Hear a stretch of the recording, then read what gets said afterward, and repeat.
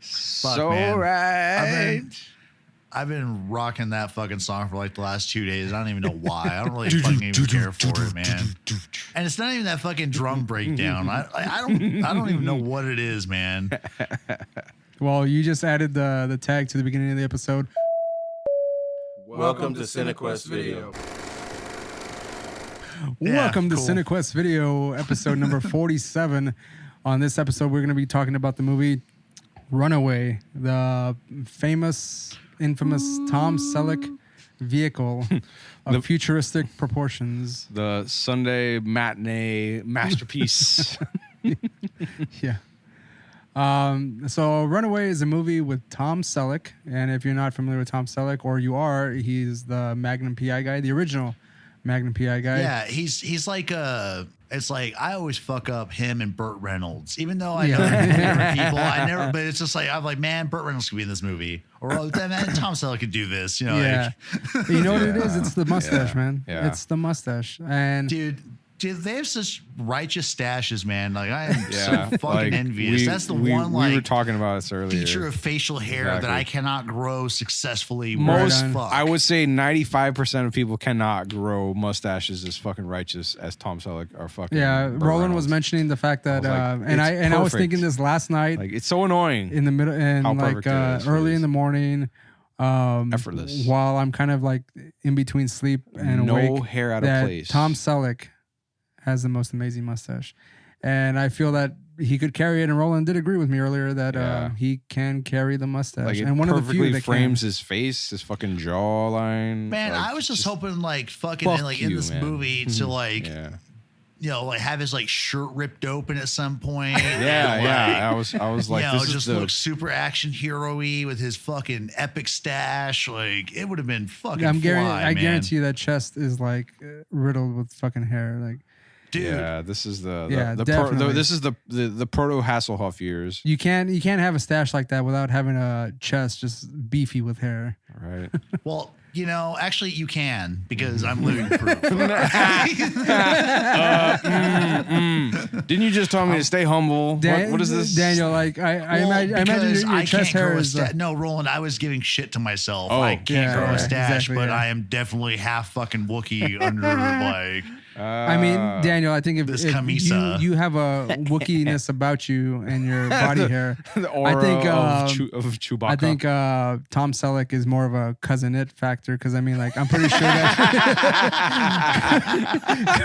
because I guarantee you those pores are like outrageously close together, almost like they're just sharing a pore, and there's like 8 hairs coming out of one pore. If Tom Selleck like had like no other like actual body hair to speak of apart from like just a little bit of pit hair and some pubes and then his mustache. Right. But he's just like fucking like. I bet you think I'd be completely covered in hair here. Yeah. Shaved. Baby's bottom. Man, that pubic area must be fucking like a rock like of hair. It's probably got like a mustache as well. He's probably Amazon like rainforest and it's shit. like there. You could rest like a fucking can of soda on there and it wouldn't even like bend the hair. Like it would just sit there like sit there like a rock stone. Just okay. So again, 1984 Runaway. Actually, I've heard that he's donated his pubic hair for Brillo pad natural substitutes. He's the main source of like cancer patients and shit. Well, they come in with a fucking, they have to use like fucking like goat shears and shit. Has its own like Barbasol commercial and shit. I guarantee you his manager was profiting off the hair that he sold. Because Tom Selleck is alive. That's okay. I bet that company formed when he hit puberty. Like, okay, so 1984, this movie came out, and we'll talk about the movies that came out at the same time. And you'll either be shocked or not surprised at all why this movie did. Heard of this movie. Yeah.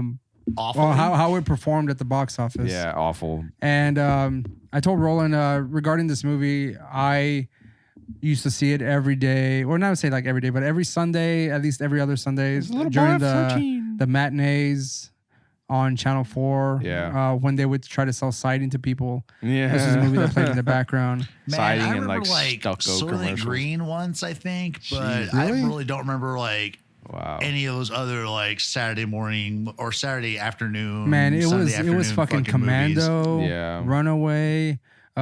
You could throw out another Schwarzenegger movie. I'm pretty sure they should play Terminator often as well. Yeah. During the breaks, they're Like like, a few of those, "Hey, yeah. do you need siding for your I house?" think as a Fucking, child, like, just my luck is when I was like cliffhanger and cycling shit. through the channels, I hit fucking like all the commercial moments on Right on, those yeah. channels. And It's I was always like, it's well, fuck always this. that shitty CG intro of the movie theater or whatever. Sunday Right. matinee. Sunday And I was like, matinee. cool. Change. Yeah, and then you have like 45 like- minutes of a 2-hour movie spent watching like old people using like grab assisters, like, oh, if that plant's hard to grab above, like, here's Yeah. this. Yeah. And fucking Life Alert commercials and stuff. And Yep. Change that shit. Okay. So, Roland. which I never understood like why those commercials aired during that time, because their target audience was like old Because, fucks that like, vote and Channel have nothing better 4 to do, but they've also been up awake since like 1:45 in the morning. because they're the only people And watching so that channel, dude. They're asleep at that time in the Well, afternoon. Like that or they're Yeah. eating dinner. 2-3 Like, afternoon, they're man, eating fuck dinner yeah. probably. That's true. Maybe they're going for the Maverick old farts or whatever. They're still awake and shit. I don't know. the Maverick old farts. those daring motherfuckers. Okay, so trying Roland, to look for yeah, a premise. get to the let's premise see. I'm trying to leave out Synopsis. the info about the director and the writer. So Tom Selleck stars as Sergeant Jack Ramsay, which I didn't even know he had a last name in here. For the most part, I was just like, Well, oh yeah, it's 'cause- Jack. You know? No, they called him Ramsey a bunch too. Oh, did they? And Okay. I was actually told Roland when I was watching it the first time. Like I was his, like, I don't his- remember his fucking name. Yeah. And of course, it's Jack. It's some generic ass name. Jack Johnson, a single father in the near future when robots have largely replaced humans in performing menial labor. However, the robots occasionally malfunction, threatening human life and requiring a specialist like Jack, who terminates the haywire runaways, investigating a He particularly... terminates them. Wait for the joke. Yes. Investigating a particularly nasty series of recent cases, Jack and his new partner, Karen Thompson, played by Cynthia Rhodes, discover a connection between the runaways and Charles Luther, Kiss frontman Gene Simmons. Luther, a maniacal genius, is masterminding a plot to create an army of killing machines. With time running out, it's up to Jack and Karen to match wits with Luther and save humanity. Now, I'm gonna say this real quick. They say that Luther is trying to create a mastermind, like some kind of like masterminding some army of killing machines. Yeah. Wasn't No, he's I not. thought he was just trying to sell this to like the highest bidder. Yeah. Yes. Yeah. That's what I thought that it was in the was. movie. Like, and so we'll get to our like villain discussion later as far as Yeah. his rating Like a and shit in our evil theme of door-to-door like worst salesman. or best villains and where they rate on our little. Because what we're at I mean, he's- 6 he's now. pretty with amusing. Adding Luther in, we're at Yeah, I think so. Yeah, 6 seven. villains or whatever. Throughout this whole 7. movie, 6 or 7. At Yeah. work. Gene Simmons has that one look. Where I was telling Ray about where he like his head is always like tilted down and he's looking up through his eyebrows or whatever. People Dude, he's trying an to owl. He's a Lechusa, dude. This is my evil stare. I told Roland that, I mean, I don't know if you said this, Daniel, or not on our thread, but throughout this whole movie, I was expecting him to like stick out his tongue. Yeah. Even in the end, even in, I must have even been in the asleep. end, even in the end where he does was the just expecting- I was yeah. like, "There's the tongue. Where is it?" No, Why is he no. not dying going,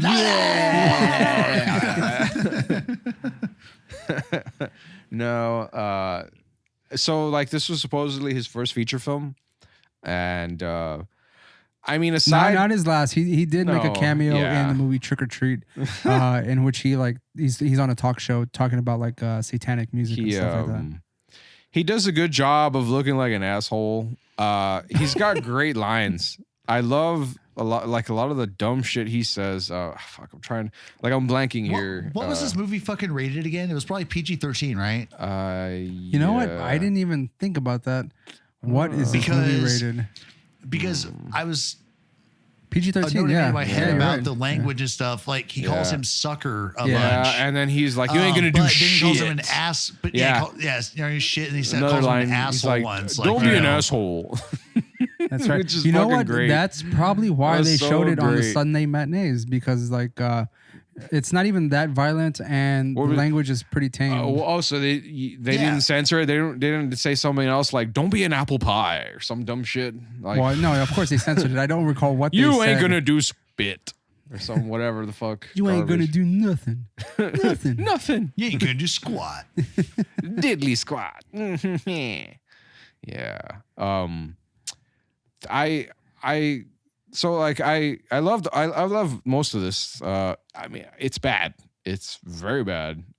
Granted, because it's in the same vein as a lot of shitty AV movies where they have. And I was telling Ray they have like a lot of those high tech like examples of computers or like they'll put something up on a screen that's like a wireframe image or something. I was like, oh, cool. They made that in AutoCAD or some garbage. Like some moron just fucking drew a square. What I like about like older like sci-fi movies is, like from the angle of such a vintage. what people thought the future was going to be like. Right.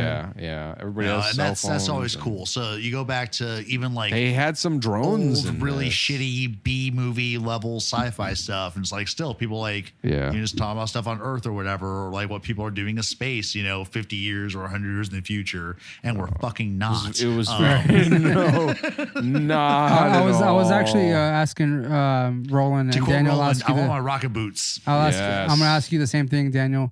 What year this technically took place, but it didn't say specifically at all.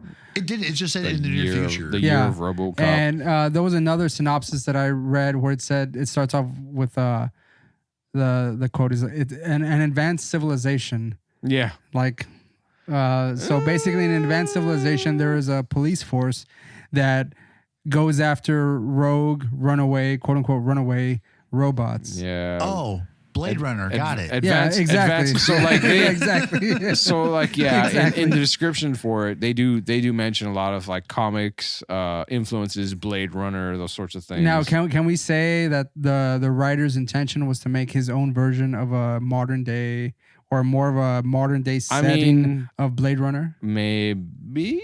Or is it the Jetsons went wrong? Or it went so right that they fucked it up sideways. So yeah, like the writer, they do mention here, and I don't know when the hell Ray wants to crack that egg. In that, like he has an obsession with like futuristic culture and technology and all that bullshit. No, well, speaking of that, let's just get into the fact that Go ahead, Ray. of who wrote this movie. Yeah. So basically, the writer and director of this movie, and I'm honestly shocked. I was shocked when I I'm saw really this. surprised too, man, because actually when I saw his name pop up in the Have opening you credits, read? Okay. I was like, this is going to be fucking incredible. Have you exactly, and that's exactly what I I was thought. half right. It's average. Have you read any of his books, Daniel? I know Ray told me he hasn't, but I have wanted to not ask actually. you. Like he's I have. one of those dudes that's like. But like his One box of those office authors that like you should have read it if you've got half of a brain cell to work with. I can understand that. His work has like permeated the culture a ton, Right, You know? and at this point, yes. He's almost a household name, really. Let's just give that name is fucking Michael Crichton. Yeah. And that's Congo, Jurassic Park, Andromeda Strain. Like this guy. So I hope I wasn't like trying to build him up so much, but like really, like Michael Crichton's So yeah, exactly. his books are icon, fucking you know? great. His books are like one of my favorite books is The Lost World, and like after reading like I've read that several times, and I always thought it was just kind of funky or whatever. Seeing this and like hearing these horrible fucking lines, like the dumb shit they say. You pop some chips off the motherboard and like it goes haywire. I was like, no, you pop some chips off the motherboard and it fries and it's you're fucked. Like what I don't understand like with any of this fucking it's funny logic. because like I have not personally read Michael Crichton's books, but I mean, like I've seen his, I'm in the presence of his books on a regular basis. They like the way he writes them is very convincing, or like in a way it's extremely descriptive of the things he like the science of what he actually tries to go through is, or the pseudoscience of it seems fairly well written, so that's like, okay, I like this. This doesn't sound like a dumb joke. But I'm trying to like make the connection to the fact I need to lend you the fucking Lost World if I can find it. You can see what I mean. He wrote those books, and he's including all that science. Fucking love it. But where is it in this movie? Nowhere to be found. This is where is the science and the dialogue in this movie? This shit is like, I was like, it's cyber arachnophobia or some kind of garbage. Although I've never read Crichton, I think, I did buy a copy of Time Frame, I think it was called. Not ringing any bells. Could you maybe? It was. I can't remember what the fucking title was. I think I still have it somewhere in a box of the books that just didn't hit the shelf. But it seemed like a dope premise. But so on top, the real point was, Ray, do you own any Crichton books that you haven't read yet? I own Jurassic Park and my Kindle. I haven't read yet. Yeah, that's about it. I mean, I had a collection of books that I acquired. No comment on how I acquired them, but I acquired them and I installed them into my Kindle. And there was a few Michael Crichton books: Jurassic Park, Lost World, Congo, Andromeda Strain, and a few others as well. What? But I was. Jesus, I didn't know Congo was that old. Holy shit! I was. I've been wanting to read this, like his books, but the thing is like when I saw this movie and I realized that Michael Crichton is the person who wrote and directed this movie, I can forgive him on the directing standpoint because this may have been like one of his first movies. So I'm not going to like fault him on the directing aspect of this because I mean, I could see like the cinematography, the shots, they seem pretty standard. There's not much going on. There's not much creativity in this. It's not on how like he decided to like tell the story, but a lot of it is in the effects. It's very generic. And this story is very bad. Yes, like, yes, it is. There's a branch of the police that, but it has to do with dealing with it robotics, really does, man. Exactly. Tom-Selleck became a specialist. He all of a sudden he knows more about robotics than everybody else because he took a couple night classes. And I told Roland, I was like, I feel this movie could have been pretty great, like with the premise itself. You became a fucking robotics engineer and like you stayed as a cop. It could have been a really dark, like futuristic type of robots killing. I want to see some like people kind of movie, some like Dark City and mind kind you, of shit. And that's in the movie, guys. Yeah, like, the technology itself. And our listeners, like, there are killer robots. Yeah, that are just in case you didn't understand. Simmons, right? Yes. And the thing is, like, the rich boy gone bad. The robots themselves in this movie are so shitty looking. Yeah, you're just like they are. Like you can buy. How could these robots accomplish all these feats? Those little fucking like grasshopper spider bots? You can buy that shit in the toy section of Walmart. Yeah. Well, and then there's like the karaoke machines like rolling around everywhere. Yeah. You know, I remember seeing a more advanced robot, and I don't remember what year this movie came out. It was in Rocky Part 4.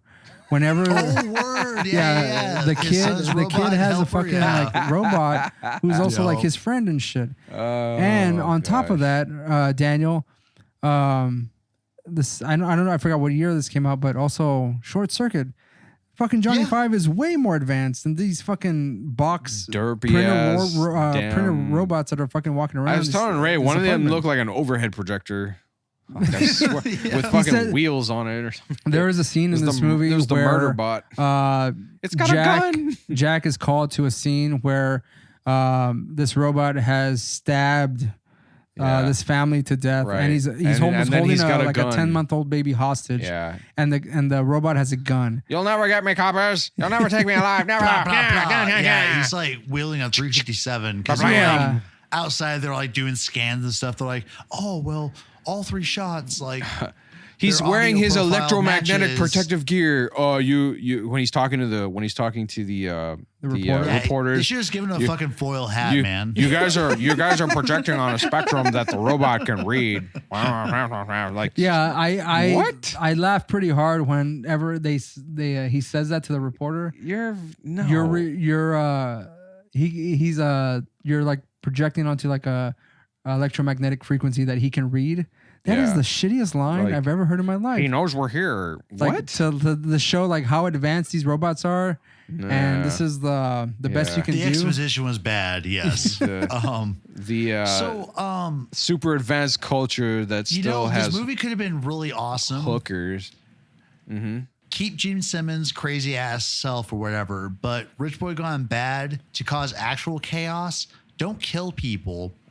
Start Rich a boy gone robot bad, so uprising. he's a hipster. Because like I thought it was funny how like the first fucking and we're gonna probably get demonetized and probably demonized for the following Hopefully the latter. analysis, but Bring it. and Ray, you might want to cut this. But I thought it was funny that the first errant robot was a robot designed Oh, the farmer bot? pull off the bugs off of eating tobacco leaves. Oh man, that was such a great scene, dude. And It just wait, yanks but that sorry, they're caterpillar eating off there and then corn. drops it into a but meat it looked like grinder. tobacco because it looked like tobacco worms on the fucking leaves. Yeah. But then it turns out they're in a cornfield, I guess. Yeah. And then I thought also like during the movie because like I've been through cornfields for various jobs, Sure. and dude, fucking corn sucks, man. Like, Yeah, the it leaves will slices slice the you fuck up. out of you, yeah, man. yeah, Yeah, they will. like, You don't want to my walk old out man there. talked to me because my dad grew up in Iowa, right? And basically back then it was like, as soon as you're old enough and like able to swing a baseball bat You're out from there sunrise you're to out there sundown, you play corn baseball. shucking. But when you hit 13 or 14 or whatever, because of like the weird like farm labor laws, To the fields with like- you. yep, to the fields with you. And so my dad talked about how they actually Oh, wow, wore, like, really? pantyhose on their like arms and shit because it was like a Oh, light man. covering, like it Yeah. wouldn't like heat them up and shit. It's like and it just a- totally helped like Death by 1,000 divert cuts. all of the slashes. Yeah, That shit will slice you up, man. So that scene where they're running, we're going to talk about it at some point, where they're running through these fucking cornfields. I was Yeah. like, dude, I wonder how irritated those actors were. They're like, why couldn't we do corn? Well, Or they why, were Why do we have to do corn? right. God I damn mean, it. at least they were smart enough to be wearing long sleeves. I just thought it was funny. It was like the rogue robot going through the fucking cornfield. Oh no, he's cutting down some of those. He's slicing down the wrong row. Well, yeah, you know, let's get him. I couldn't They understand did that why rabbit jump or whatever. they in the had to beginning. call the police and right. to Yeah, because like there's like Deal with 6 this. dudes there, and all they did was the same thing the pigs did. They just like ran around like dumbasses in a cornfield and go, "Oh, there'd be the robot. Let's jump on it." And Yeah, it then they goes that's poof that's real what I was quick and saying. doesn't They kill did the anybody. Tom-Selleck and his co-star do a little rabbit. There it is. Like, is this Yeah, a comedy it was almost horror like a or something? comedy Like, relief They do a almost. little rabbit jump on top of it, and then you see a fucking explosion or whatever, and like all the farmers are off to the side just laughing. Oh yeah, they go It's like, World War III because there's this huge like plume of smoke Yeah. that comes Yeah. up. like, really, guys? Like, you have fucking robots fucking doing, plowing the field and trimming shit for you or whatever, and you're farmers? No, get the fuck out of here. You guys should be working for like Dartmouth or whatever the hell bullshit kind of crap. This is I don't believe this premise at all. I don't agree with this. This is garbage. But funnily enough, didn't you think it was a bit of a thing that like, so Tom-Selleck's big thing or one of his problems throughout the movie is that he has a fear of heights, right? Yeah, And, it's like, vertigo. It's not a fear of heights, man. It's Excuse straight me, up vertigo. So like, yeah, he- there's a difference, man. he- sure. No, I understand both. Oddly enough, I just don't necessarily think about it. But so they explain that in like one sentence. One of the other police officers in the precinct was just like, oh yeah, he was following a guy, And what does he say? He ran into a building. He ran into a building, and then he couldn't like go. And then he couldn't go. Like he just stopped, and like, and that was it. And the guy got away. Out or whatever. Yeah. Or the fuck they don't say like that he had any previous trauma or like a childhood issue or like no. Basically, he just associates the fact that the guy who got away ended up killing six other people. And that was it. There is his PTSD. Yeah, See, basically. Thank you for bringing up PTSD, actually, because like although they like link it to Vertigo, like I made a super note reductive yesterday about this, and I was like trying to think about it today, but like, was PTSD like an accepted medical diagnosis back in the mid '80s? I think it was, but I don't necessarily think it was taken seriously. They would call it shell shock or whatever. But Yeah, like, more powerful if it was like he had a fear of heights because he got somewhat delayed. Well, the vertigo was like a psychological manifestation of his like guilt over like letting some people die that were in like a space where he was uncomfortable or whatever, rather than just like, oh no, my vertigo just holds me back on everything. Yeah, exactly. And it's like, well, maybe you should be a fucking officer in like the Rio Grande Valley where you never go over 20 feet. So like he has those issues of vertigo, but like in the first few scenes or in the first case that when they head out to that damn field, they're in a helicopter or whatever, you know, and it's like and what I like is that he's not like fucked up the whole time. He's fine. He's in there talking, bullshitting, trying to like brief his new partner, and then all of a sudden he's like, "Oh, I'm so weak." It's like Obi-Wan when the Death Star fucking blew up. He's like, They go to a construction site and like they get in an elevator, and he's like, "Maybe you better handle this." That's the next scene though. That's the next robot they deal with, man. Or she deals with. No, he's so not like that's when that. I was referring to that in that like, okay, this is what stops him. Like he gets in a fucking helicopter, but you know, looking at an elevator from the fucking ground floor is too much for him, kind of thing. Like and it's like, and if like his superiors know about this, then like why didn't they send him in a car? And they're like, total. Was it that critical? His coworkers are total dicks about it too. They don't even tell him. They're like, "Oh, you're gonna love this one," and they fucking send him into that construction zone, and like they send he ends up sending his partner up without him up like 15 flights of stories or whatever. The like, captain wow, you or guys chief or whatever. Suck. I was reading that yesterday. Go ahead. Yeah. Goddamn. So great. like fucking Ramsay's boss. So fucking hilarious. Tom Selleck's boss. Hilarious. He's fucking hilarious. But first I recognized him. I was like, dude, is that the guy from fucking Police Academy? Yep. The dude who fucking hated Mahoney? And it is. But then the additional link is when I looked up that guy, I was like, holy shit. He played Sergeant Rizzo on MASH, which is a show I fucking love. You know, he was in Short Circuit as well. Word. Yeah. Really? Yeah. He's the guy who's like trying to get Johnny Five back on to Nova's like facilities or whatever. Oh shit. Yeah. Fucking A, man. Yeah. I can't remember. It's like GW something. Bailey. Yeah, GW Bailey. Fucking Bailey. And he's still alive, man. So he's a Scroder in Short Circuit. Yeah, he's fucking hilarious. So, he's like 74 right now or something like that. Maybe he's got a Twitter account that somebody manages. Maybe we can like holler at him. I'll tag him in his. I'll tag him whenever we post this episode. I'll search on the Twitter and then Darkwing drunk him. Yeah, exactly. I loved you in MASH, and then I found out you were in all this other shit. I am a huge fan, sir. Yeah, he's pretty funny. Probably like $50 a month pension. What is his first line in the movie? Like Selleck and his co-star are looking at like a motherboard or something and it explodes and he's like assholes. A bunch of assholes. He's like writing in his notepad. I don't understand why that part of the movie was in there, but I'm glad that it was. I mean, it's completely unnecessary for him to just say like assholes. Who are the assholes? Yeah. Does he think they are the assholes? And also, like he is like I guess like the captain or chief of the fucking robot fighting regiment. Ray was telling me this before. He's like the chief. He's also the security lead, or he's what was it again, dude? Do you recall? No. Well, I'm saying that from like all the other movies. Like yeah. Sorry, like the fact that he plays like characters in movies that he's either like he's typecast as fuck. Yeah, he's the chief. He's like always a cop.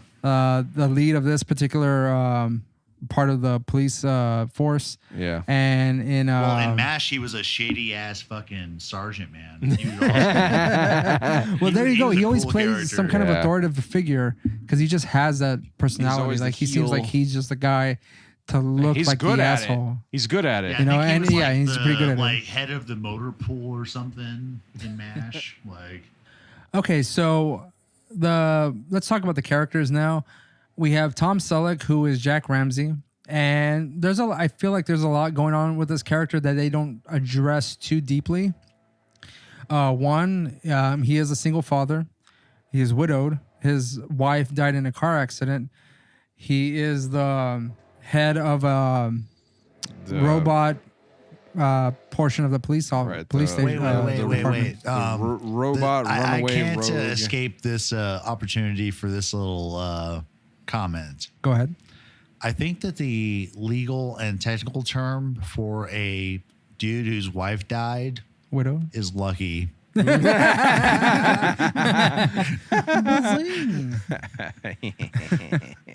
I mean, it seems that way. Like for the most part, like throughout the whole movie, his partner, from day one that she is introduced to him, is thirsting on his ass hard throughout the whole thing.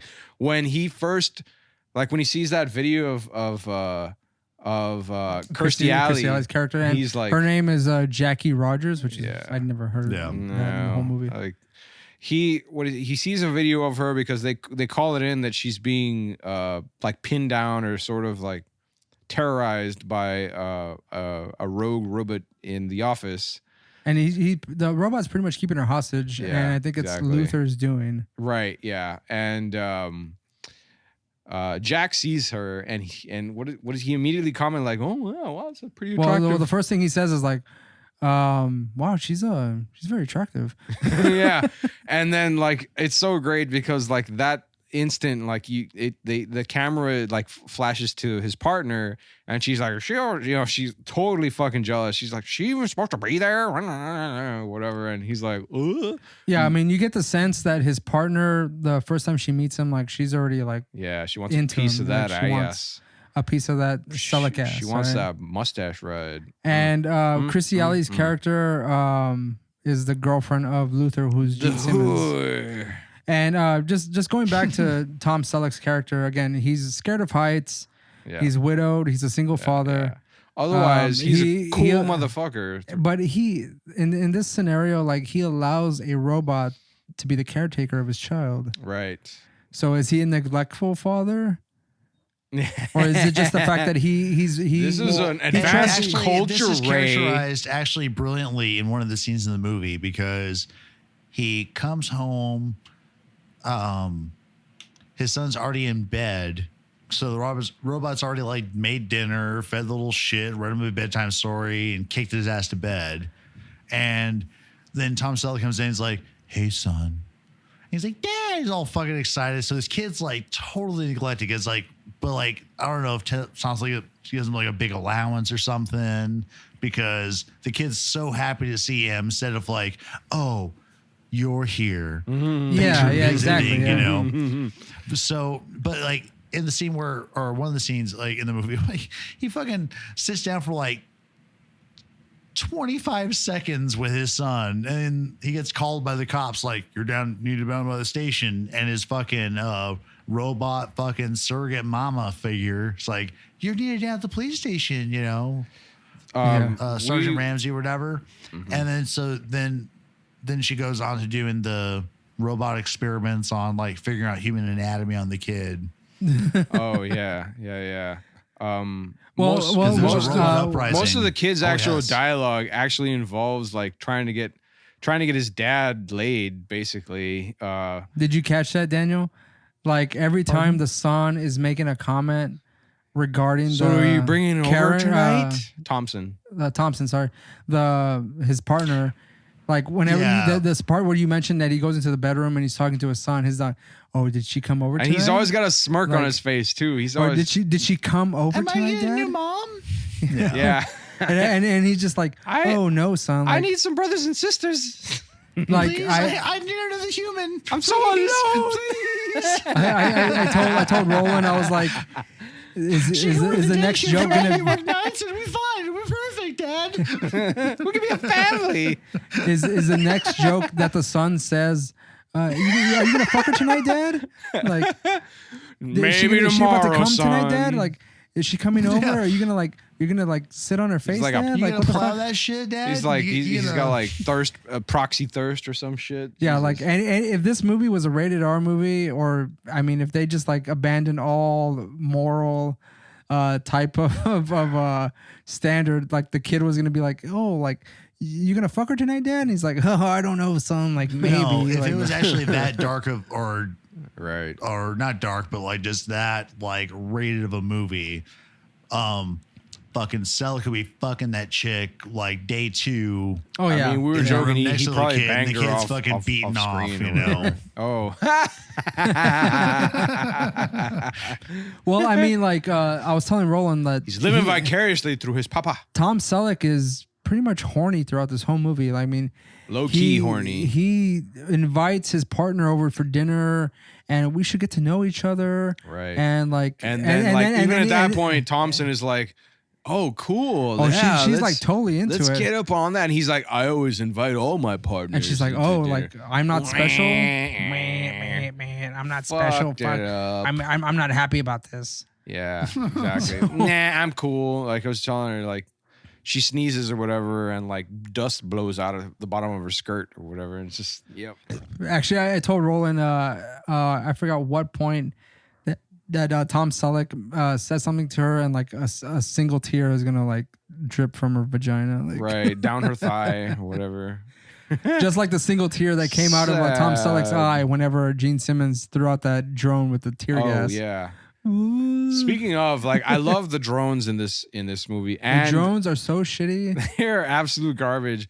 But this is such a progressive movie, Ray. Like, this is so forward thinking. Like, they've got drones, they've got heat-seeking bullets, they've got fucking farming robots and That cooking was another part of robots this and- movie. I mean, there was Gene Simmons has a fucking gun that finds the heat. Right, the I heat guess signature. the heat profile, the heat It's, signature. yeah, the heat profile. Yeah. Yeah, because it's not just like heat seeking, because no. then like Tom Selleck and his partner would have been smoked, and Right. actually Right. all of those like cars in Yeah. the scenes would have been smoked. And, It's but specific to a certain person. yeah, exactly. The one of the other cops in the precinct says like, "Oh man, this thing, like, it finds your specific heat signature, and it's got like a picture of like Tom Selleck, and it's like a picture of the other guy, and you see the a shitty infrared scan of them kind of thing, and we're like, what like, oh, You know, I think Okay. I think Gene Simmons' character Luther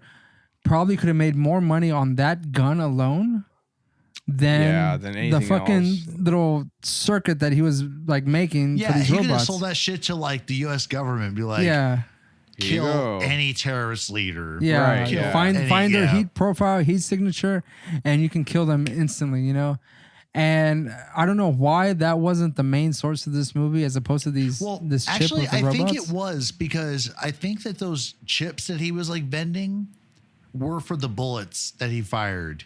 You think so?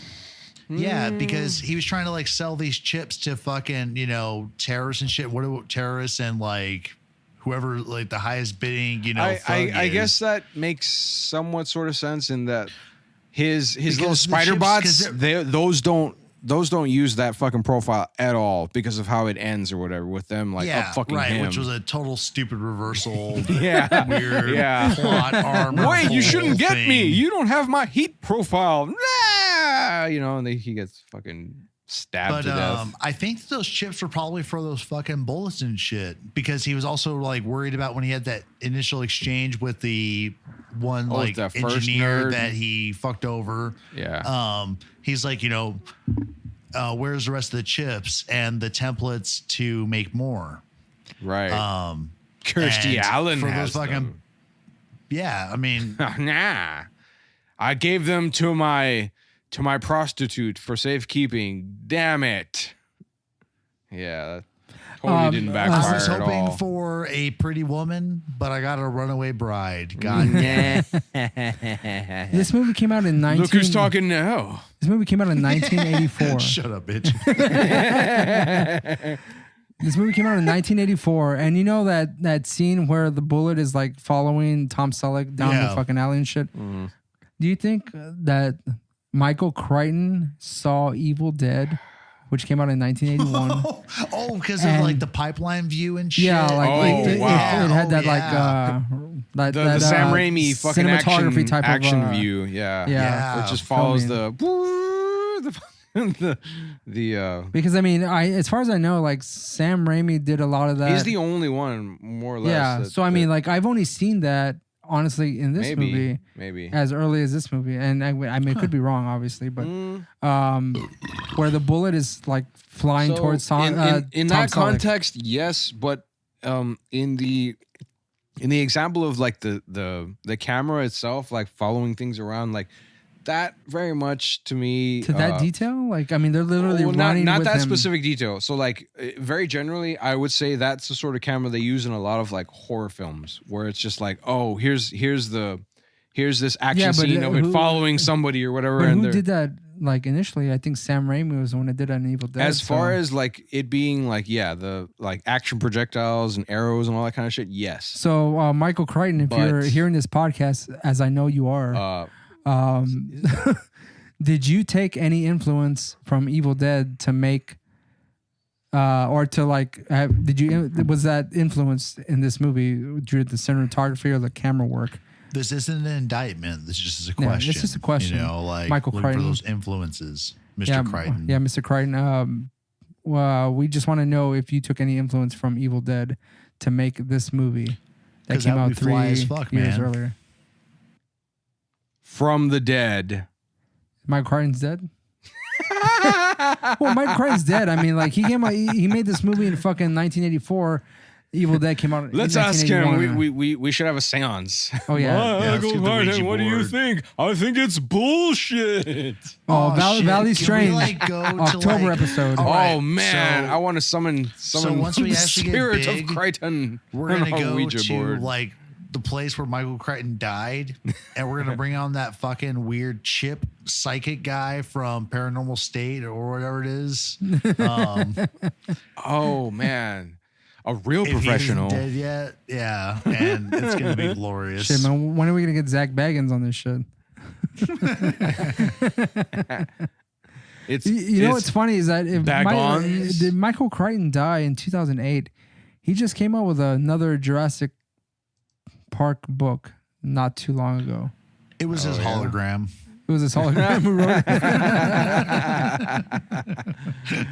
it. So Tom Selleck, again, a guy with many dimensions to him, but he pretty much deadpans this whole movie. It doesn't get explored too deeply. He's a cool son of a bitch. Yes, but as far as Tom Selleck, the character in this movie, he shows zero emotion throughout this whole fucking movie. He just deadpans everything. Even in the end, when he kind of smiles like twice in the movie. Yeah. The only thing I can tell and I believe wholeheartedly with Tom Selleck's performance is when he wants to fuck. Oh. And that's with Kirstie Alley's character and his partner character. In the end of the movie, for like 10 minutes. Yeah, the end of the movie sequence is like a makeout session that's like a whole fucking credits. The whole credits are just like there's sparks shooting down around him, and they're just like blah blah blah. And then they like at one point like they take a break to catch their breath, and then boom, right back. Yeah, right back into it. And mind you, he has acid burned into his fucking cheeks. Yeah. On both sides. She does not give a fuck. He is, and Thompson is like, yeah, I've got this shit. He's burnt on his like chin and shit on his lips. And she's like fucking going at it on his mouth. Oh yeah. He's an officer and a gentleman. He's fucking She's Richard Gere. Fucking come before him. She wants a piece of that.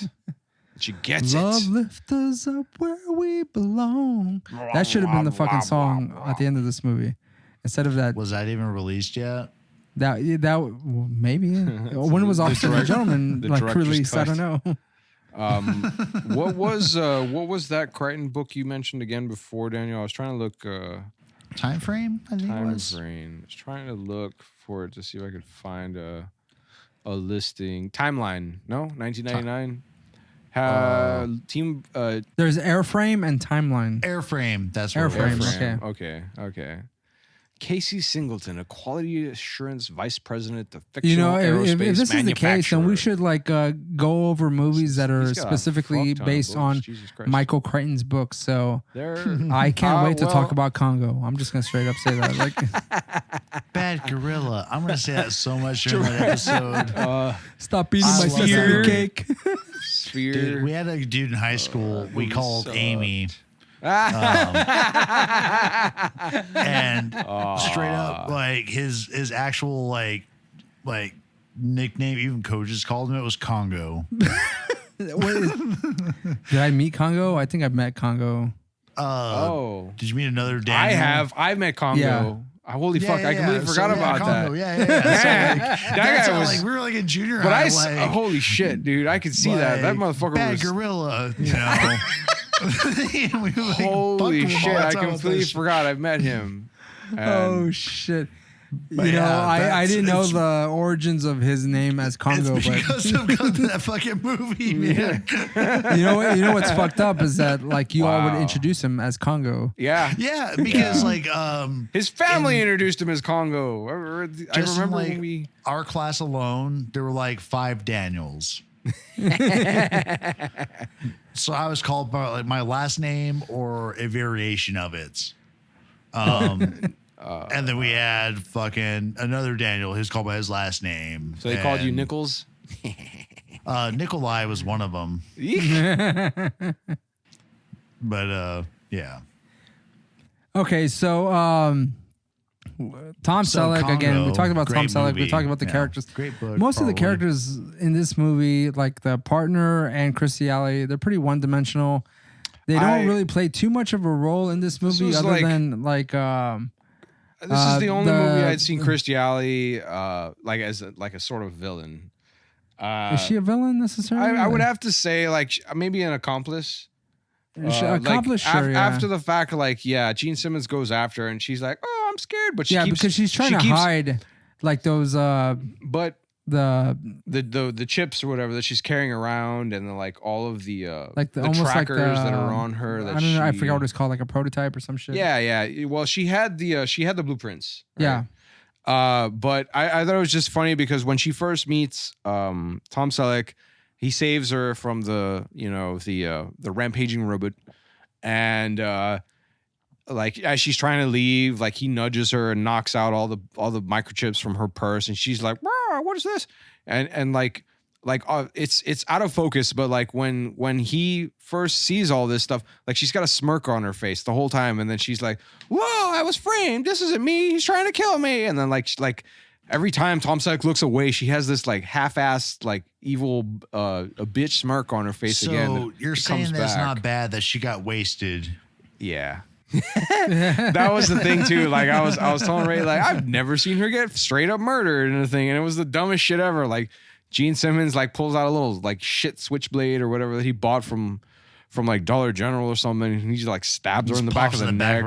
And just like drops her off into the side like little pond or whatever that's next to them at the restaurant. Nobody screams, nobody does any whatever. Like he just drops her there, and like you see the fucking camera like zooming in on her face, and she's just like, "I'm dead," or whatever. And well, I mean, if it's in the near future, I assume that like everyone's on. You didn't see them, everybody's on their fucking smartphones and shit.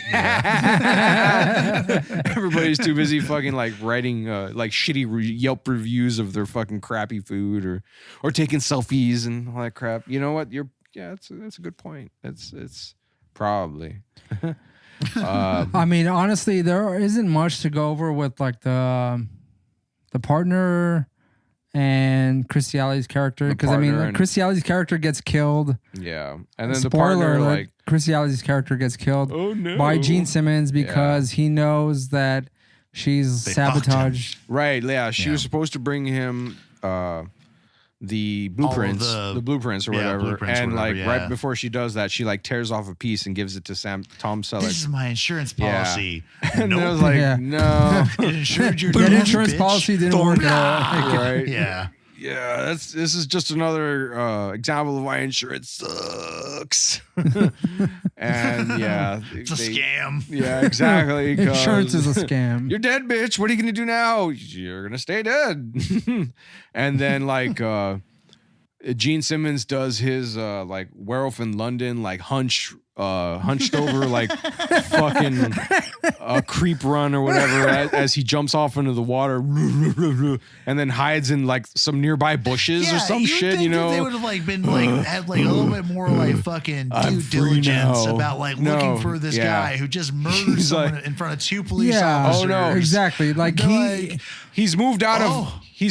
of like immediate visual range. Nope, he's gone. yeah, it's We like can't. playing Metal Gear Solid, man. he's You got escaped. a box on him and shit. You know, Yeah, you know, like yeah. he's under a cardboard box. Where could he have gone? I was when I was watching this movie and again watching it for the second time, I thought, and I in my head like I just Damn it, going they through escaped. going through like the process of this, like whenever he drops Kirstie Alley's dead body into the water, I'm assuming I'm gonna hear like a scream. Nope. Nope. It's in the fucking background, quiet. and you don't hear shit. And then you know what? What does Dude, fucking they Tom were Selleck fucking say? taking He's like, "Is pictures of their something wrong?" foods for Instagram. Right? Tom's like, cool as fuck watching him murder this chick. And Gene Simmons is like, is something the matter? What seems to be the problem? Like, Yeah, what like- the fuck? Like, couldn't he have at least winged great. him with his gun? Right. I mean, they were like, all Oh standing, no, I was and gonna everyone was bone sitting. her later tonight. Damn, my nookie. She is a gone. No, like, yeah, like I was telling Ray before, like Tom Selleck's expressions, his fucking like, his attitude never changes. Even in the end, when Gene Simmons is dead and Tom Selleck walks over and puts his hand on his neck, and I'm just waiting like, oh, he's gonna fucking scream at him, and fucking Gene Simmons goes out. Oh shit! And Tom Selleck is just like, oh yeah, I'm a little too drunk. Go back but to sleep. Go what back. was that one scene where fucking Tom Selleck checked for the guy's fucking pulse? Oh, yeah, on Yeah, that's Ray. at the end, shoulder? yeah. He What was that? puts his Oh, was that hand the on end? his Or- neck or no, his shoulder or something like that. That was in the. It was in the very beginning whenever he goes into the house. He's gonna try That's and right, save yeah. With the that 10-month first old. killer robot. Yeah, he just puts his hand on his back or whatever, and like, yeah, they're just to dead. set the scene. Tom Selleck is gonna go into the house where there's a rogue robot who's killing people. Right. Killed a family. He puts on his And chainmail he armor. puts on Fucking his pistol. his chain link And his- fucking suit. Yeah. And he goes in, and the news reporter, cameraman, Nah, it was a space blanket that was just stitched together. he decides to follow him in, which is completely not protocol The in press any way. is like really fucking yeah. aggressive They just like throughout this whole assert movie. themselves in this whole situation. Oh, this person just died. Take some pictures of him. So like he goes in there, and the well, robot. in the near future, that's the paparazzi. Yeah, the robot has a 357 like a fucking gun, and he shoots the guy, and Tom Selleck, like again, no emotion whatsoever, No, yeah. like slowly crawls up to him, touches him in the back of his shoulder, He just like and shrugs or something. He doesn't even say checks- anything. Like, checks his vitals, I'm assuming, or he just like touches him to like show some kind of solidarity. like, Sorry, damn, you're a you goner. Yeah, He you're pats dead. him. You're There, dead, motherfucker. there, You're dead. and he just like not. He just like shrugs his head like, oh damn. Yep. Mm. And you know what? Lost Is that another the snap. the news reporter who was with him doesn't show any emotion whatsoever. She just goes back to like presenting the news. Right. And that Like a real reporter. The guy who just died is not mourned or explained in any way. His life was expendable and he's dead. So fuck it, whatever. Mm-hmm. Yeah. Okay, so this movie has like a pretty basic premise. This cop is trying to he's a rogue runaway robot. Think finder. Spectre without replicants and their shitty fucking like without replicants in like Xerox machines, 80s for the most suburbia. part. So Gene Simmons is a quote unquote scientist who makes Dr. Luther. He makes these Dr. chips. Luther. Yeah, he's Dr. Luther. Lucifer. He makes these chips that if you've seen Child's Play, the reboot, it's basically the same thing. Like it's basically the same thing. Yeah. Like if This is for Tupac.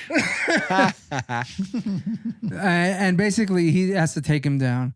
So let's talk about the villain. And our main focus on this episode is the here villain, we which go. is Gene Simmons, So are Luther, we gonna Dr. Luther. shout it. What is Luther's main goal I'm on the in this whole side. situation? Oh, okay. He's like a tech mercenary. He is a privileged little bitch. I can see that, yeah. And I feel like in this movie they make him out to be more than he is, but he's just Look at these pictures, dude. tech mercenary. I could see that totally. And Or just I like would say Gene Simmons does like play an a arms good villain. dealer sort of thing. Yeah, he's not bad. It's just they give him such He's just shitty got a dialogue to work face. with. You Yeah, know? yeah. And then like when like almost every other insult out of his mouth was calling somebody a sucker. Yeah. It just really took the wind out of the sails of that villainy. Don't Don't be an asshole. But I mean, his main weapon. Don't be an asshole was cool because like actually it showed like maybe it was like he was partly like still like a humanist somewhat. Like because he was like, don't be an asshole. Don't force me to waste this fucking hoe. Like Because I will. preserve life, you know. You know, like he created these chips that were creating these rogue robots, and I'm assuming that they were intentionally trying to kill a lot of initially, humanity he or was- like take well, over. Yeah, I'm not sure about his initial like plan with those chips for the bugging out robots, but initially they were staged in scenarios where his employees and contacts were. Right. As far as like, you know, basically trying to like Was he clean up basically his little trying to paper get rid trail of him, there. like any other person who was involved in this project, Because so he tried can to like kill his like secretary / hoe that was Kirstie Alley. it was basically so he could like recoup all of the money for himself, as opposed to That like he didn't need because he was already divided rich. amongst all the other people who created this stuff or whoever took part. So again, Luther's main objective in this was to make money, and whatever mafia, which he explained that he was trying to sell to, or any he other said sort. whatever terrorist organization, Right, mafia, whatever. He was just like whoever's going to give me the most money. Right. Like so, he didn't give a fuck. Yeah. Like, He didn't give a shit. Like he was just gonna like sell to the highest bidder for these chips because robots have dude, why infiltrated not in the entire 80s? universe. Why didn't they do like a? Sorry to cut you off, Ray, but No, like, go ahead. why did they do like a commie thriller? Like he was gonna sell them to the Russians or something? Because Yeah. man, like it would have been like, and maybe it'd been like a. I mean, Terminator's badass, and we'll get into the other movies that came out along with it that year. But if it was like a commie plot or whatever, I mean, even in like Right. the 2000s when Disney made that shitty fucking movie about the hockey team that beat the Russians in '84, like that made a bunch of money. Like this was the height of like commie fear, you know, or like tail end of the Cold War, but everyone was all tripped out, like. You know, Brian would talk about this movie for fucking hours if it involved like a commie plot with Russia. Right, and I mean like Gene Simmons also again he had that gun that was heat seeking. Yeah, like heat-seeking I feel Nerf like gun. he had like multiple ways to sell to these terrorists, but I mean I feel like he had that gun specifically for himself. Like maybe that was like his main source of His magnum opus. Sure. And my thing is like, why didn't he just employ that for all of the employees he was trying to take out? Just like, Kirstie Alley smoked. He seemed Johnson pretty much just to be smoked. like a one-man operation. Yeah. So, as far as Gene Simmons is concerned, where do we rank him? Well, no, not yet. We're not doing that just yet. But as far as like his scale of plan, what is it? To me, it seems pretty minimal that he's just trying to make money. And the thing is, like, I don't know. I was kind of curious about his game plan, like why I thought like maybe those chips were like also for his bullets, because they did have that scene in the lab where Ramsay and his like kind of buddy cop partner dude who shared the space with him. They like did that like freezing. It looked like a water jet to start with. Yeah. Where they had to open the bullet itself. Then it like froze the bullet too, and then like they cracked it open and saw like the chip in there and all this stuff. So what a crock of shit. Yeah, Roland was like, "Fuck that shit!" Like, this is this goddamn nitrous oxide or whatever, trying to split the bullet, and it's got all this bullshit inside. Is that a what the fuck is that? Is that a Raspberry Pi? Right. Fuck off. But so with his plan though, like he had I do like your idea of like he maybe designed like the fucking bullets for his gun for himself as a convenient tool. But I just wonder like if he reports on his findings, he's like, okay, cool. Like, here's what all these like haywire machines that I fucked up did. And they're like, the chair's like, wait, the baby wasn't killed?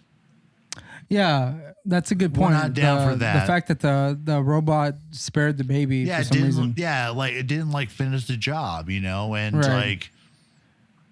What was I guess the specs in the chip itself that would spare, I guess, an innocent baby, so to speak? Because I mean, technically, the persons that were killed were innocent. I mean, yep. Is there like an age range? By the premise of the story, there isn't one. So that's is a plot. That's a plot hole. No. So it says trying to like sell the bullets to these terrorists. So it's like actually take out your enemies.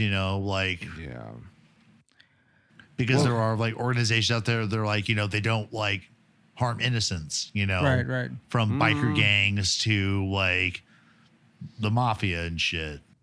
Okay, so I guess we should talk about how, again, like you said, how the movie did. Apparently not well.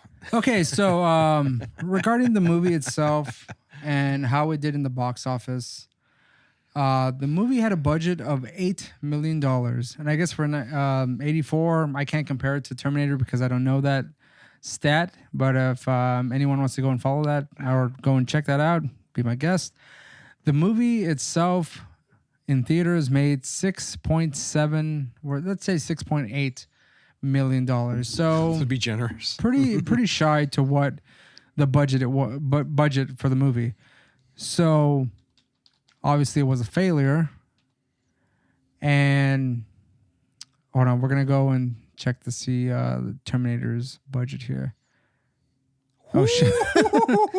So Terminator's budget was $6.4 million. It made $78.3 million. Smoked. Smoked like a motherfucker. And again, Michael Crichton did make this movie. I don't know his stance or his position in Hollywood at this time, to where they gave him the opportunity to not only write but direct a movie called Runaway with Thompson-of-the-eternal-thirst, and he was able to get this big star at the time, Magnum PI, for those of you who don't know, and it was a flop. And I can see why it was a flop, because frankly, the dialogue, the story itself, it's not good. It was, I think it was but it too, is, personally, I think it was too much for one movie to contain all this information. I mean, there was a lot of depth that could have been explored through all the characters, but it just didn't do that. And you can blame that on production, on producers, on the writing. Well, since he's dead, we're just going to blame Michael Crichton. Let's just blame Michael Crichton on this point. And I mean, like, if you're familiar with Michael Crichton's books, Jurassic Park, Steven Spielberg made Jurassic Park the movie, a huge fucking hit. So Michael Crichton didn't suffer too much regarding this movie. So he just stuck to writing, and which he should have done to begin with. But I mean, it worked out. It worked out for him into the 90s. I'll say that. Yeah, it did. It did. But this movie is a Sunday matinee movie, which I've seen multiple times during the commercials where they're selling siding for houses and whatnot. So buy stucco. Let's talk about pop-up tent thingy for your trailer. Let's talk about the movies that did come out in this year, which is 1984. And this is the top films. And I'm saying top films, but I mean, it could be anything, though. Just before you get into that, I was reading some quotes here about, like what the actors had to say about this particular film. Okay, go ahead. And Tom Selleck himself was like, you know what? I was busy into the TV role, Magnum PI stuff. Magnum PI. And I was thinking, like if someone offers to give me a movie role, I'm gonna say yes, because I don't want them to go away. That's like it's work. But I love this right here that I've got highlighted, and it's what Gene Simmons had to say about Luther. I don't see Luther as evil, Simmons said, but as a deadly animal who kills when someone gets in his way. Crichton didn't want me to memorize the script or talk to my acting coach. His direction was, don't be afraid to try different things. He almost sounds like Herbert West reanimated. As an animal. Right. His main focus was to get his scientific findings or explorations out into the world at a cost. And the difference between Herbert West and Luther is that Luther was financially driven. Herbert West was scientifically driven. So, I mean, whatever. Interesting.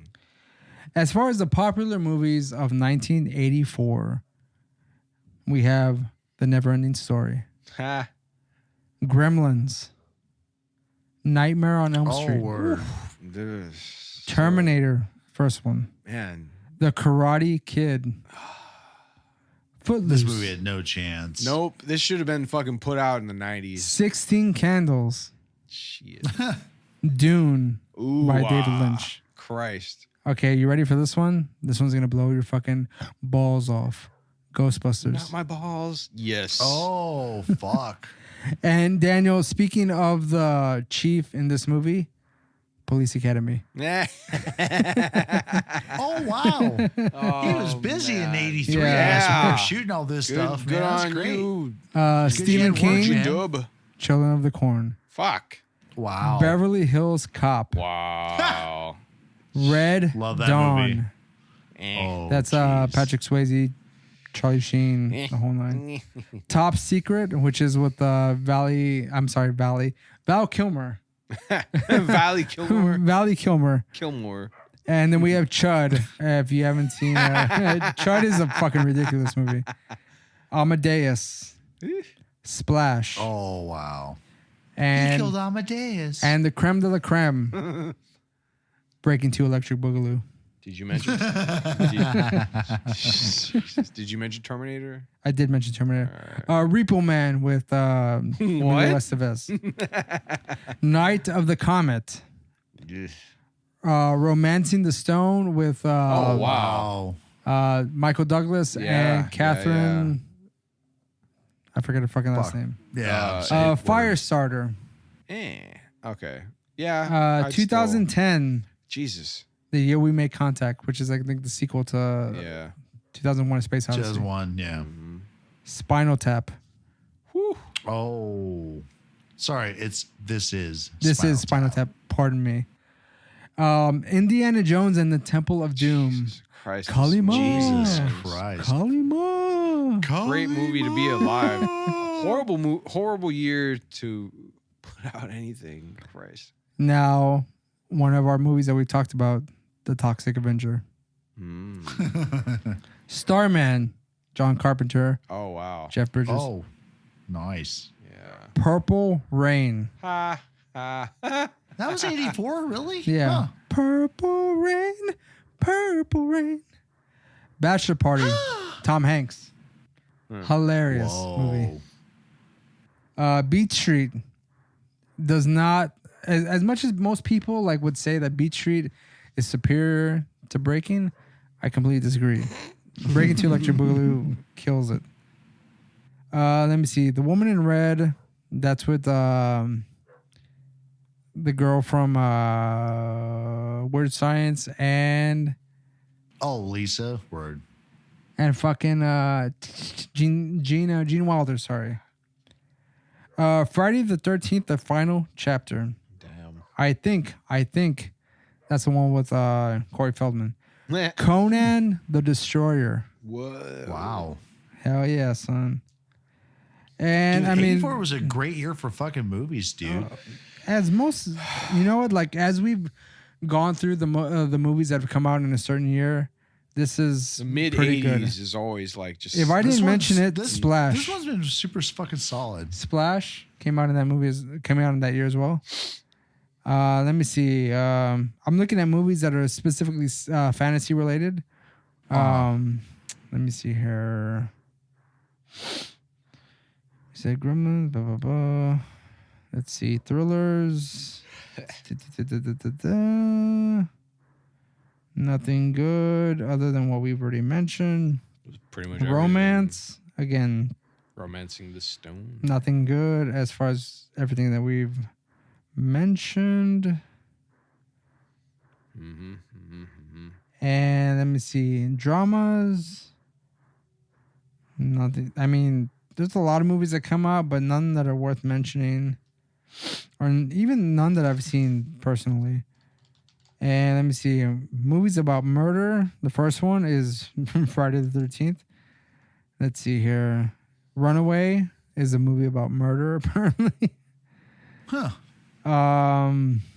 Let me see here. Musicals. Breaking 2 Electric Boogaloo is first on the list, as it should be, but that's about it. So, I mean, as far as the movies that came out at this particular time, we do have Terminator, which is far superior. Well, and also, like, I want to say that, like, for Conan the Destroyer, Buckaroo and, Banzai, baby. Sorry, I'm done. fucking, goddamn, the other movie that was listed that was a sequel, there was like so much hype probably around those as well. Oh yeah, for sure. I mean, as far as Michael Douglas, Romancing the Stone is probably like a huge fucking hit. Yeah. You have Raiders. I mean, coming off Raiders. There you go, Indiana Jones. That was the second Indiana sequel Jones. where it's like people saw Fuck outta fucking, here, goddamn. And Friday the 13th already had like a huge following, so that was gonna like take over in general. And I mean, as far as like the sequels, you can kind of say like they're shitty or they're not. I mean, that's a personal preference. I like the one that has Corey Feldman in it, and I think it was the final chapter. I'm not too sure. I get confused with the titles themselves. Okay, as far as Luther is concerned, and we're gonna talk about the alternative universe in which shit. Luther Do you have an idea did for that? succeed. Oh. What do you think would have happened if Luther had, again, Tom Selleck's dead. He survived. He was able to sell his chips to the world. What would have happened? I think the government, like the American government, would probably swooped in and just like sniped his ass and taken the. Oh, you're such a patriot. Taking his Nerf gun. So and then American. it would be the United States of the world at that point, kind of thing. I think he fucking there's- would buy like some island somewhere and set up his own little like Fucking Doctor Evil. Doom like scenario. Personally, I think he would. I mean, as far as like him selling the chip to like persons around the world, assuming that robots have integrated in households, businesses around the world, that there would have been multiple slaughters of people, genocide, if you will, amongst most persons in the entire world. So I mean, basically, I think at some point his goal was to accumulate money, but again, the result of that would have been a mass genocide of the human race. So he didn't care. He didn't care, but I mean, that wasn't his goal necessarily. His goal was money. So I mean, that would have. I think that would have happened regardless of the fact that, he just fucks off to some island and just lives the good life and just doesn't give a shit about all the destruction going on. Oh yeah, Great for movie. sure. I mean, like, what the fuck does he have to say about any of it? He's just like, I'm living my life like fucking Jeffrey Epstein and fucking young girls and fuck it. Mm-hmm. Fucks off to Rape Island. Okay. Just a little disclaimer beforehand. We were recording for about This will be a rough cut. 20, 30 minutes or so. And felt like an hour. Yours truly didn't press record. So we're redoing this whole ending here. And we're gonna end or start our ending with the ratings of the rankings of our villains. I found the cigarettes. Dick, dude. Yeah. So, son of a bitch, Roland, like, Guess he's a little ranked, toasty. That's good. again, if you had heard the original recording, we have great. Roland, who's just so at, you know, it was amazing. yeah. And you will It was. never know. It was quite humorous. We're gonna give you. We have Roland, second who of the has ranked Lopan at number 1, Simon Phoenix number 2, the trauma terrorist Shonuff Luther, who is Gene Simmons in this movie, Yeah. Benedict Silverio, which I still can't explain, Yeah. and Johnny Wong. I wouldn't expect you to be able to explain that, Ray, because you're a bitch. I mean, you're the kind of bitch who fucks up a recording. So we'll talk about like bitch moves in the when I talk about my rankings. And so Daniel mentioned this before when we weren't recording. I have all my fucking villains against each other. So, versus. I would put Luther above Benedict because he is a so like the difference between him and Benedict is that like Benedict was relying like Benedict's whole plan was very impromptu. He was just like, oh, I've got this power now, I can go into other movies and like get these cool monster henchmen, to serve me, and we will take over the real world. And it's like, that's bullshit. Fucking Dracula would probably like snap your neck out of offhand or whatever, thinking you're just a little bitch. Or like, the Wolfman would have bit you or something, and you would have ended up like as a little dog ass motherfucker. So like Luther had already set the stage, or like had planned out his whole scheme to create an army of spider butts, and his ridiculoso fucking heat signature seeking bullets from hell. So like I'll put him above that, but below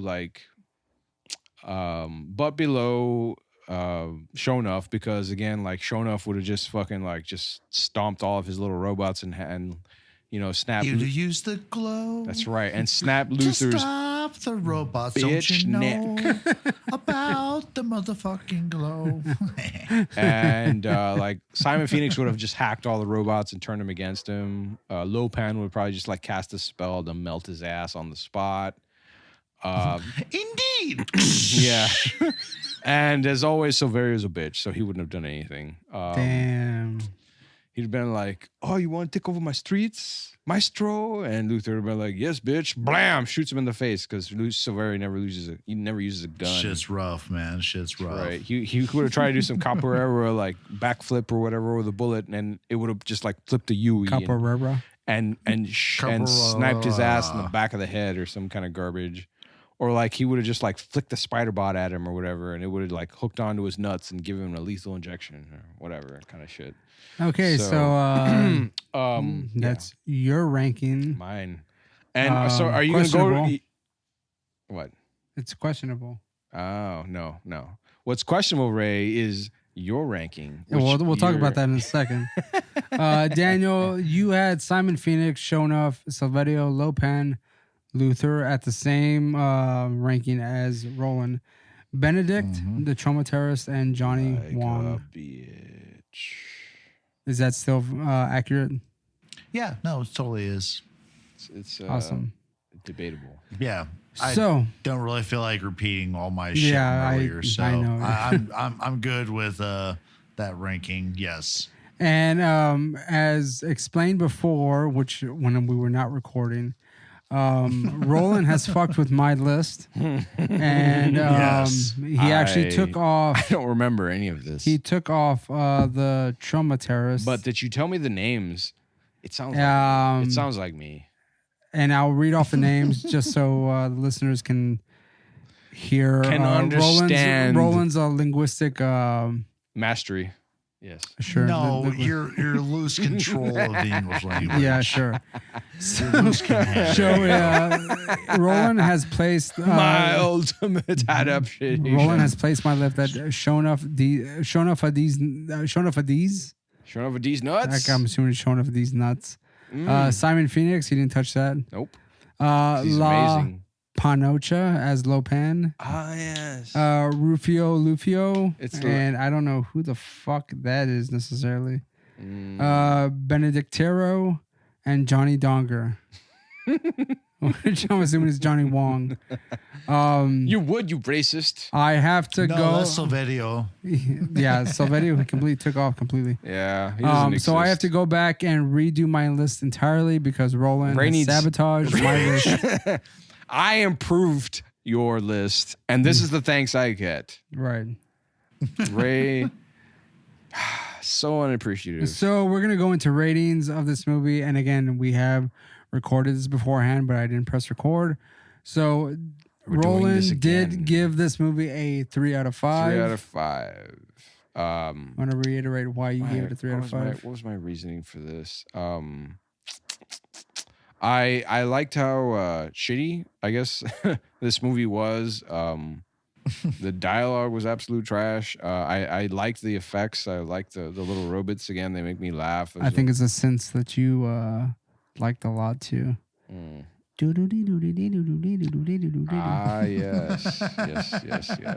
Yes, I did. The synth. I think we should. I thought we should have sampled it for a later project involving Jamie and a Roomba murder kind of thing. We did discuss is that we wanted to do a little short film regarding our tech man Jamie and his Roomba that he has in his house that goes and does his basic sweeping needs. Wipes his ass for him.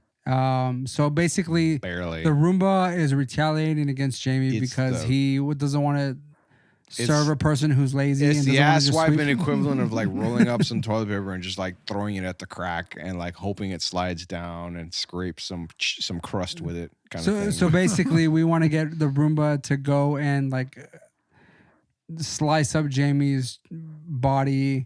Right. While he screams like Daniel Stern in Home Alone. Not the bees!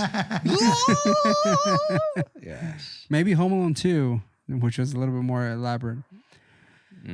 Okay, so ratings. You said I gave it a 3 out of 5. Daniel, you did give it a 2.5 out of 5. Yeah, I did. I don't want to, unless you want to like reiterate why you gave it a 2.5 out of 5, but it's up to you. That's a no.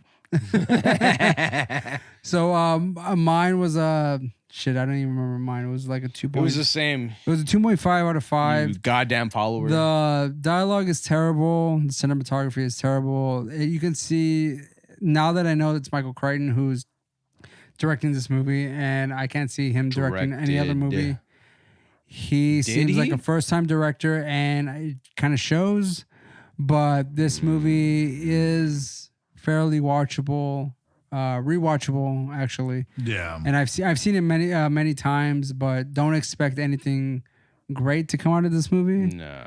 It's a background movie that you can have playing while you probably sweep without a Roomba your dining room or kitchen with area. a normie style broom, you pleb. So it doesn't kill you. You should be fine.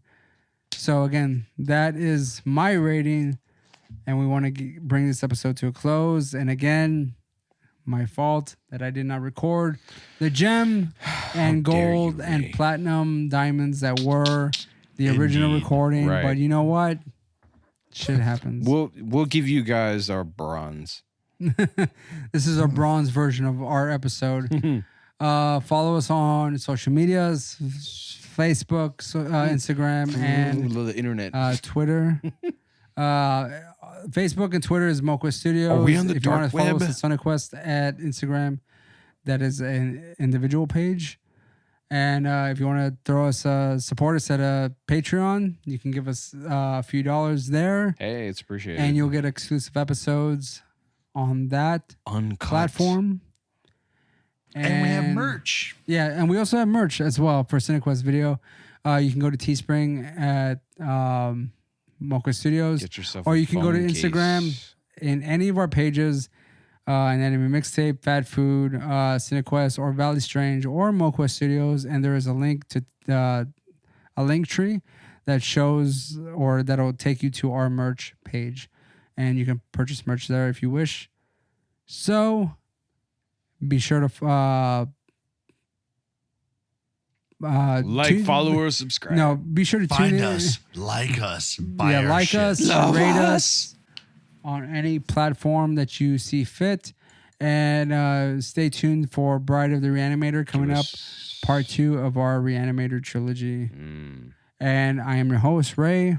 This is Roland again. And in Pacific Northwest Studios. This is Daniel. Once again, God damn it. Signing off. Peace Twice out. in one night. Yeah, We twice. shit.